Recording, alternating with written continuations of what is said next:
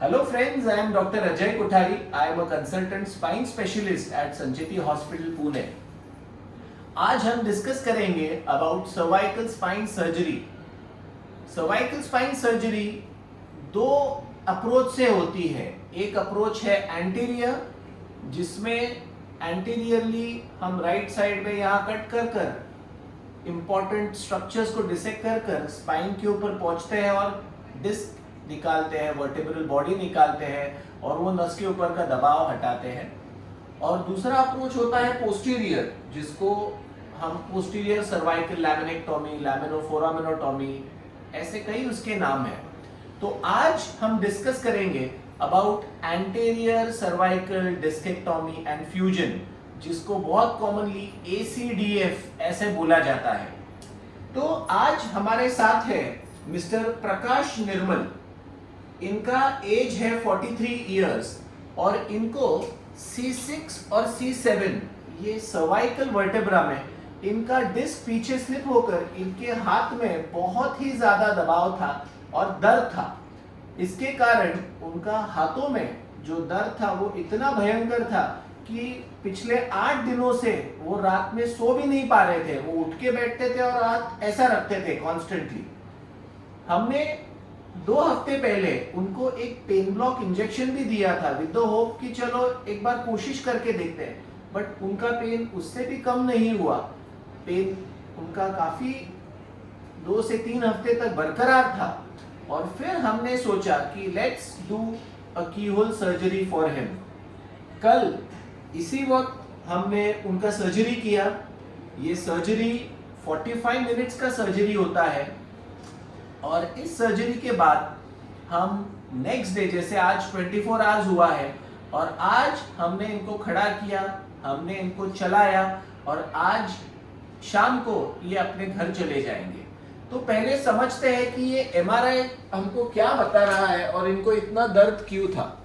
तो ये हमारा सर्वाइकल स्पाइन का MRI है। अगर आप ये देखेंगे तो यहाँ ब्रेन है, दिस इज द ब्रेन, और ये ब्रेन का पूंछ मतलब स्पाइनल कॉर्ड। और यहाँ पे अगर आप देखेंगे तो ये C2, C3, C4, C5, C6 and C7। तो ये C6 और C7 वर्टेब्रा में अगर आप यहाँ क्लोजली देखेंगे तो ये इनका ये डिस्क का जो फ्रैगमेंट है यहाँ पर, ये पूरा पीछे स्लिप हो गया था और ये सजाइटल व्यू होता है, मतलब ये व्यू साइड से होता है और ये राइट साइड से कट शुरू होते हैं, फिर ये सेंटर में आता है और फिर लेफ्ट साइड में चला जाता है। आप यहाँ भी देख सकते हैं ये डिस्क बल्जिंग है। और अगर हम इसको यहाँ रखते हैं और ऊपर से देखते हैं तो इसको हम एक्शियल व्यू बोलते हैं। तो नॉर्मली कैसे दिखता है, अगर ये C3-4 लेवल ले लीजिए तो ये डिस्क यहाँ पे ऐसा है और ये राउंड स्पाइनल कॉर्ड है, ये राइट साइड नर्व है और ये लेफ्ट साइड नर्व है। So if you see normally आपको ऐसा पिक्चर देखने को मिलेगा, बट C6-7 में ये क्या दिख रहा है कि ये जो इनका डिस्क है, ये जो राइट साइड है, यहाँ पे ये जो डिस्क का फ्रैगमेंट है, ये इनकी जो राइट नर्व सप्लाई हो रही है उसके ऊपर पूरी तरह से दबाव दे रहा है। Just show this and zoom it here, zoom it here. तो अगर आप यहाँ देखेंगे तो ये C6 लेवल का जो ये डिस्क है, ये पीछे स्लिप होकर इनके जो राइट नर्व है यहाँ पे दबाव दे रहा है। Come closer. ये लेफ्ट साइड का नर्व बहुत फ्रीली जा रहा है, बट ये जो C6-7 राइट साइड का जो ये डिस्क है, ये इस नर्व के ऊपर दबाव दे रहा है। और बहुत क्लोजली अगर आप देखेंगे यहाँ पर तो ये C6 और C7 लेवल का जो ये वर्टेब्रा है, यहाँ पर ये डिस्क का फ्रैगमेंट पीछे स्लिप होकर इनकी नर्व के ऊपर दबाव दे रहा था। तो ये जो गर्दन की नर्व्स होती है, जो ये C6 लेवल का और C7 नर्व होता है, ये स्पेशली इस एरिया को सप्लाई करता है और medial border of the scapula इस एरिया को सप्लाई करता है। और अगर पावर चेक करना रहा तो ट्राइसेप्स मतलब हम एक्सटेंशन, ये पावर चेक करते हैं। और इसका राइट हाथ में जो पावर था वो काफी कम था, जिसको हम ट्राइसेप्स वीकनेस बोलते हैं, और इसलिए हमने डिसीजन लिया कि हम ये सर्जरी करेंगे। तो कल हमने जब ये सर्जरी किया तब हमने ये सर्जरी, अगर आप यहाँ देखेंगे तो तो हमने ये इनका नेक है, राइट साइड के अप्रोच से एक छोटा इंसिजन लेकर यहाँ से हमने एक स्कोप डाला।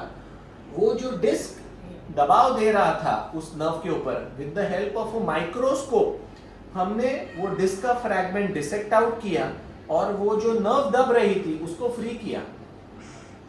45 मिनट्स के ऑपरेशन के बाद अंडर जनरल एनेस्थेसिया ये सर्जरी होता है और विद इन 15 मिनट्स ये ऑपरेशन के बाद जग गए थे। हमने इनको आधे घंटे के ऑपरेशन के बाद तुरंत जब ये जग गए, पूछा कि दर्द कैसा है, तो बोले डॉक्टर मेरा हाथ का दर्द पूरा चला गया और जो हाथ में वीकनेस था ये हाथ पूरा ऊपर ले पाए।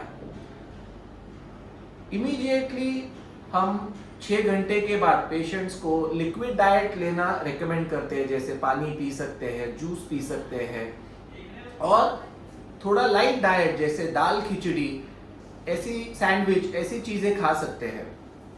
नेक्स्ट डे मॉर्निंग मतलब आज से इन्होंने अपना नॉर्मल ब्रेकफास्ट शुरू किया, मोशंस पास किए, यूरिन पास किया और पूरा राउंड में ये चक्कर लगा रहे हैं और आज शाम को ये घर पे जाएंगे। तो निर्मल से ये समझ लेते हैं कि एग्जैक्टली उनको कैसे लग रहा है। और उसके पहले मैं आपको समझाता हूँ कि ये सर्जरी में एग्जैक्टली किया क्या जाता है। तो इस सर्जरी में अगर आप देखेंगे तो हम क्या करते हैं कि एंटीरियरली ये जो डिस्क का पार्ट नर्व के ऊपर दबाव देता है, तो हम ये डिस्क का इतना पार्ट निकालते हैं और ये जो खराब डिस्क है जो ये नर्व के ऊपर दबाव दे रही है, ये पूरा हम डिस्क का पार्ट निकालते हैं और इसकी जगह एक केज होता है जिसमें हम बोन ग्राफ्ट पैक कर कर ये खराब डिस्क निकाल कर वो डिस्क की जगह वहां केज पैक करते हैं। वो केज क्या करता है कि जब ये डिस्क निकाली जाती है जो दबाव कॉज कर रही है, वो केज के अंदर बोन ग्राफ्ट होता है जो ये दो हड्डियों को फ्यूजन होने में मदद करता है ताकि ये दो हड्डियां जुड़ जाती है। बहुत से लोगों में गलत फहमी होती है कि डॉक्टर अगर फ्यूजन हो गया तो हमारी मूवमेंट रिस्ट्रिक्ट हो जाएगी क्या? मैं बोलता हूं नहीं। There are 7 mobile cervical segments.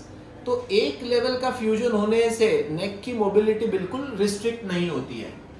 दूसरा क्वेश्चन होता है कि डॉक्टर अगर आप एक जगह पे ये फ्यूजन करोगे तो उसके ऊपर के लेवल पे प्रॉब्लम आएगा क्या, उसके नीचे के लेवल पे प्रॉब्लम आएगा क्या? तो this is called adjacent segment disease. मैं हमेशा कहता हूं कि सर्जरी ये एक पार्टनरशिप है डॉक्टर और पेशेंट के बीच में। मेरा काम है कि ये जो प्रॉब्लम है इसको हटाना है, बट सर्जरी के बाद पेशेंट की भी ये जिम्मेदारी है कि उन्होंने एक 7 घंटा अच्छे से नींद निकालनी चाहिए, रेगुलर 1 घंटा रोज बैठ के एक्सरसाइजेस करने चाहिए, मोबाइल यूज एकदम कम, हेल्दी डाइट लेना चाहिए और कंप्यूटर यूज, 2 व्हीलर राइड ये कर सकते हैं, बट कोई भी चीज इन एक्सट्रीम्स नहीं करना है। सिर पे बहुत हैवी बोझा उठा के कुछ काम कर रहे हैं, ये अवॉइड करना है। अगर ये सारी चीजें रेगुलर एक्सरसाइज किया, हेल्दी डाइट लिया, मोबाइल का अति यूज नहीं किया, तो वो एडजेसेंट सेगमेंट डिजनरेशन के चांसेस काफी कम हो जाते हैं, ना के बराबर होते हैं। और फिर वो जो डर है कि ऊपर के लेवल पे प्रॉब्लम हो जाएगा क्या, वो नहीं होता है। दूसरी इंपॉर्टेंट बात है स्मोकिंग। तंबाकू सेवन और स्मोकिंग, ये दो चीजों की वजह से भी डिस्क खराब होने के चांसेस काफी ज्यादा है। तो मैं ये हमेशा कहता हूँ कि आफ्टर दीज सर्जरीज जो स्मोकिंग है, तंबाकू है, मिश्री है, इसका सेवन बंद कर देना चाहिए। और आफ्टर 2 to 3 वीक्स टाइम ये पेशेंट एकदम नॉर्मल एक्टिव जिंदगी जी सकते हैं, अपना काम पे जा सकते हैं, 2 व्हीलर चला सकते हैं और पूरा ये फ्यूजन होने में 2 महीना लगता है। एंड आफ्टर 2 मंथ्स ये पेशेंट्स योगा कर सकते हैं, जिमिंग कर सकते हैं, 2 व्हीलर चला सकते हैं, ट्रैवलिंग कर सकते हैं, 4 व्हीलर चला सकते हैं, सारे काम कर सकते हैं and they can lead an extremely active life. तो सुनते हैं निर्मल से, प्रकाश निर्मल से कि उनको कैसे लग रहा है। यस प्रकाश. मला आधी डॉक्टरांनी पेन ब्लॉकचं इंजेक्शन दिलं होतं. हां. त्यानंतर मला बरं वाटलं नाही. डॉक्टरांनी मला सजेस्ट केलं की ऑपरेशन करा. डॉक्टरांनी माझं ऑपरेशन केलं, त्यामुळे माझा हात पूर्ण असा वरती होतं, पूर्ण दुखायचं बंद झालं माझं. कुठे दुखत होतं? मला मानेतून, कमरेतून आणि इथून हातातून दुखत होतं. कुठे हातात कुठे दुखत होतं? एक बोटाने दाखव. पूर्ण हातामध्ये पूर्ण दुखत होतं. इथून आणि इकडे दुखत होतं. मुंग्या येत होत्या का? मुंग्या येत होत्या, परत असं आग झाल्यासारखं होत होतं, झंझणाट, झोप येत होती का रात्री? झोप नव्हती येत. मी कमीत कमी ना 20-22 दिवस झोपलो नाही. काय होत होतं झोपायला गेलं की? झोपायला गेले की दुखायचं सारखं पूर्ण टोटली बॅक साईड आणि हे सगळं दुखायचं माझं हात. हात दुखायचा हात पूर्ण. दुखायचा. हा. आता ऑपरेशन केल्यानंतर पूर्ण व्यवस्थित झाले. काल याच वेळेस तुझं ऑपरेशन झालं होतं. काल याच वेळेला ऑपरेशन झालं आणि लगेच मला 4-5 तासाने हात दुखायचं बंद झालं माझं. बरोबर. आणि आज तर तू घरी पण जाणार आहे. घरी जाणार. तर भीती वाटत होती का ऑपरेशनची? हो, मला थोडी भीती वाटत होती, पण कोठारे सरांनी मला एकदम व्यवस्थित सजेशन दिलं, त्यामुळे मी हिंमत केली आणि ऑपरेशनला तयार झालो. आणि आज हाताचं दुखणं एकदम कमी कमी झालं. झालं. तुम्ही काय सांगू इच्छिता ताई? खूप त्रास होत होता त्यांना, म्हणजे झोपत नव्हते, चिडचिड करत होते, दुखण्यामुळे जेवण जात नव्हतं त्यांना. बरोबर. पण आता व्यवस्थित आहे आणि पुढे पण होईल व्यवस्थित असं. अरे वा, थोडं चालून दाखव बरं जरा. चालून दाखव. बस, बस. परत जा. ये बस बस. आणि हात दोन्ही वरती घे, खाली घे, हाताची बोटं हलवून दाखव. आता काही त्रास होतोय का? नाही. जी ताकद गेली होती ती आली का पूर्ण आली. परत? बसून घे. तर समाधानी आहे? हो. ओके, धन्यवाद. तर आज आपण त्या anterior cervical discectomy and fusion म्हणजे ACDF याच्याबद्दल जरा माहिती घेतली. धन्यवाद.